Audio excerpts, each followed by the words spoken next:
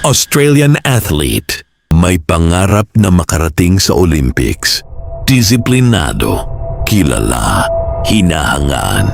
Pero sa likod ng tagumpay, may isang lihim na unti-unting bubuwag sa imahe niyang ipinakita sa lahat. Noong September 1996, nagsilang si Kaylee Lane ng isang sanggol, si Tegan Lee Lane.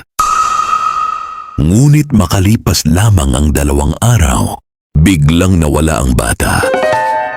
Walang katawan, walang death certificate, walang nakakita sa totoong nangyari, at hanggang ngayon, wala pa ring nakakaalam kung nasaan si Baby Tegan.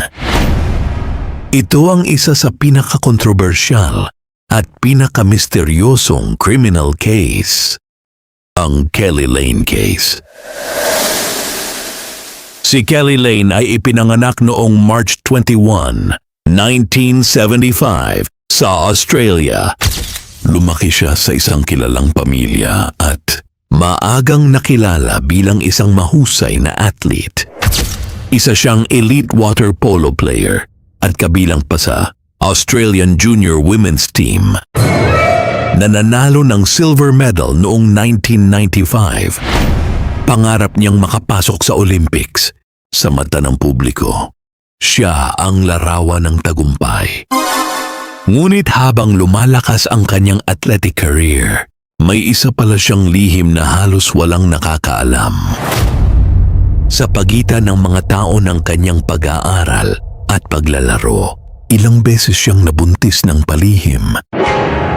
Ayon sa investigasyon, itinago niya ang mga pagbubuntis na ito maging sa pamilya, mga kaibigan, at maging sa mga taong pinakamalapit sa kanya. At noong September 1996, sa Auburn Hospital, ipinanganak si Tegan Lee Lane, isang baby girl. Ngunit dito nagsimula ang misteryo. 2 araw matapos manganak, lumabas si Kaylee Lane ng ospital. Ayon sa kanyang pahayag, ibinigay daw niya ang sanggol sa ama nito. Isang lalaking tinawag niyang Andrew Morris. Sa ibang pagkakataon, sinabi niyang Andrew Norris. Ngunit habang tumatagal ang investigasyon, hindi mahanap ng pulisya ang lalaking ito. Sinuri nila ang records ng kapanganakan, electoral rolls, government records, school records, immigration files, maging libu-libong school registrations sa Australia. Pero walang batang Tegan na matagpuan. At wala ring Andrew Morris o Andrew Norris na tumutugma sa kanyang kwento. Habang lumalalim ang investigasyon, lalong lumalaki ang duda ng mga awtoridad.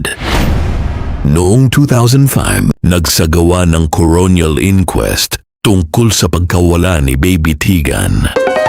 Doon sinabi ng coroner na siya ay comfortably satisfied na patay na ang bata kahit walang katawan na natagpuan. Isang pahayag na lalong nagpagulo sa kaso dahil paano mapapatunayang patay ang isang bata kung walang bangkay, walang witness, at walang physical evidence?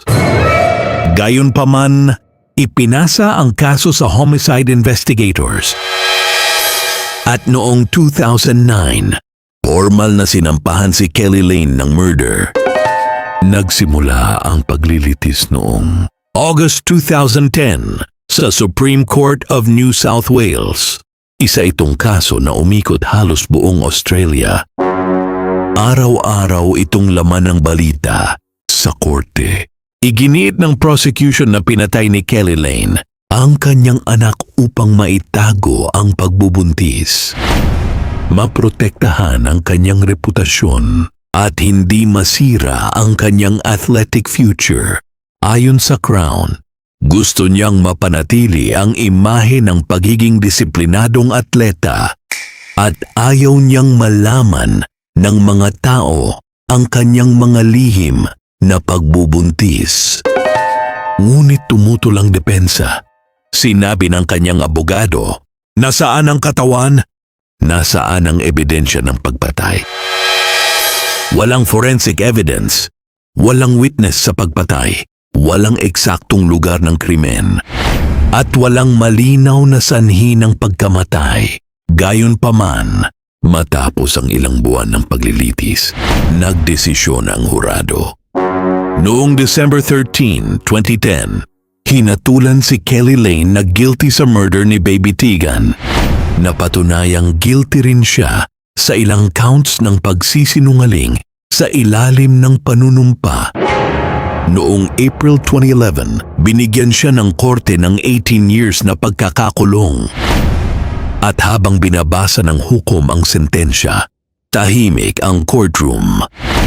Isang kaso na walang katawan, walang crime scene, ngunit may hatol na murder. At dito nagsimula ang mas malaking debate sa buong Australia. Tama ba ang naging desisyon ng korte? May sapat bang ebidensya upang hatulan siya? O may bahagi pa rin ng kwento na hindi kailanman nalaman ng publiko?